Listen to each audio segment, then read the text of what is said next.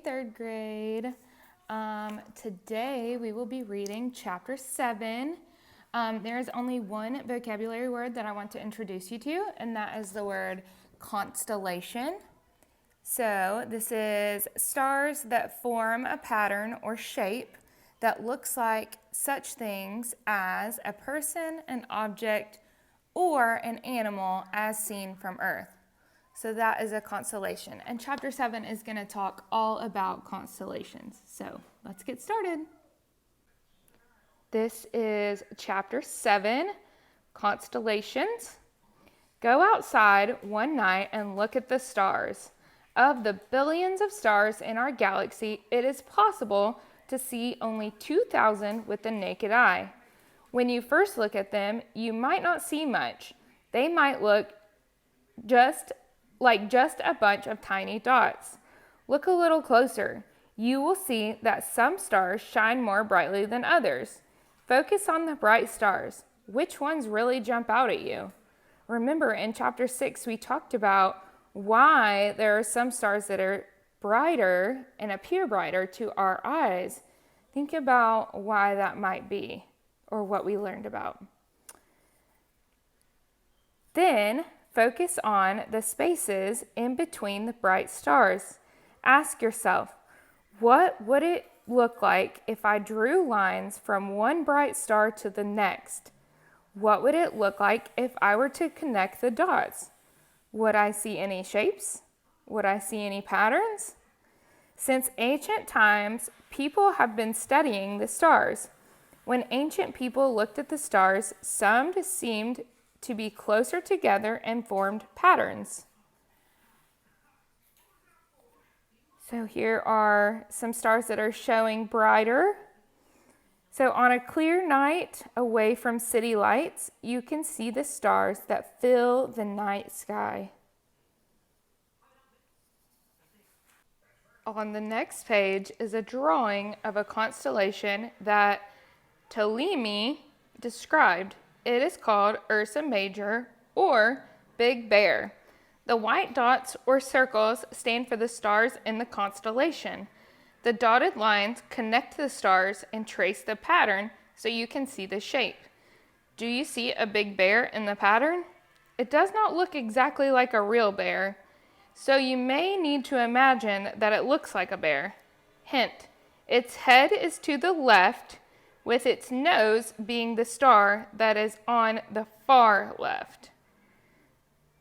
So here is Ursa Major.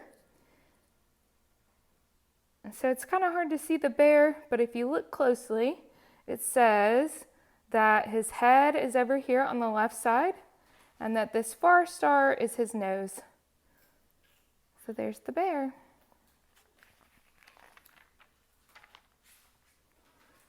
Within Ursa Major, there are 7 very bright stars that form another small group of stars called the Big Dipper. Look at the image at the top of the next page. Can you see why it is called the Big Dipper? When you trace a line from star to star, the shape looks like a dipper. A dipper is like a ladle you can use to scoop something into a bowl. The stars on the left look like the handle. The stars on the right look like the scoop. Ptolemy also described another constellation called Ursa Minor, or Little Bear. This constellation is also made up of 7 stars. In the image on the bottom of the next page, the 7 dots stand for the stars.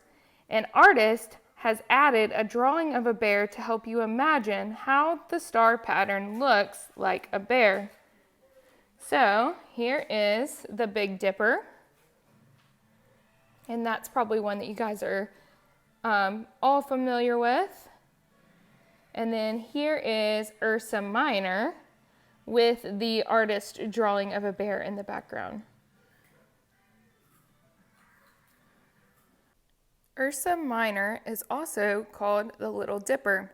The brightest star at the end of the handle is called Polaris. Can you see it? Polaris stays in the same place in the night sky all year long. Other stars are found in different places in the sky at different times of the year. Polaris' place in the sky is almost directly over the North Pole of Earth.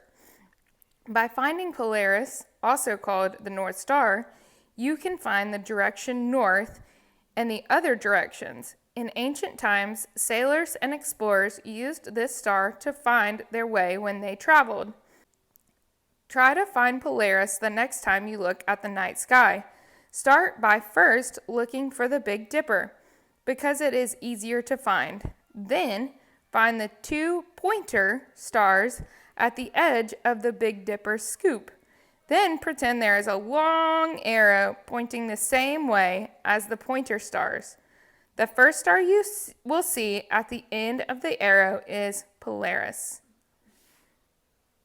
So, Ursa Major, or the Big Dipper, is here. And the arrow points you all the way up to Polaris at the end of Ursa Minor. So the pointer stars of the Big Dipper pointing to Polaris, the North Star. And that is the end of chapter 7. After reading chapter 7, I wanted to give you guys an optional project to work on at home.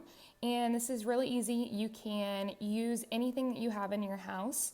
But what you are going to do, and again, this is completely optional, is make up one or make the shape of a known constellation. So you can either make up your own constellation, or you can look up constellations that you know about, and you can design those constellations.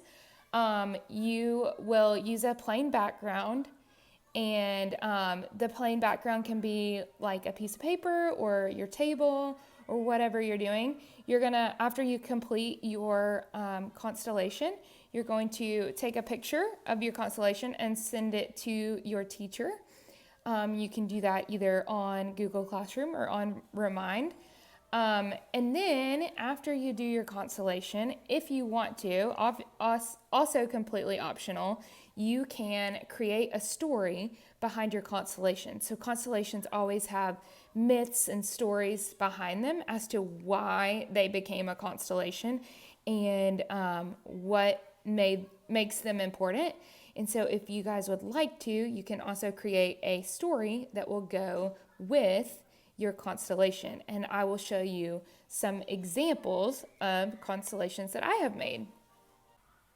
Here is an example of an option. I used actual star stickers and made a constellation into a cat.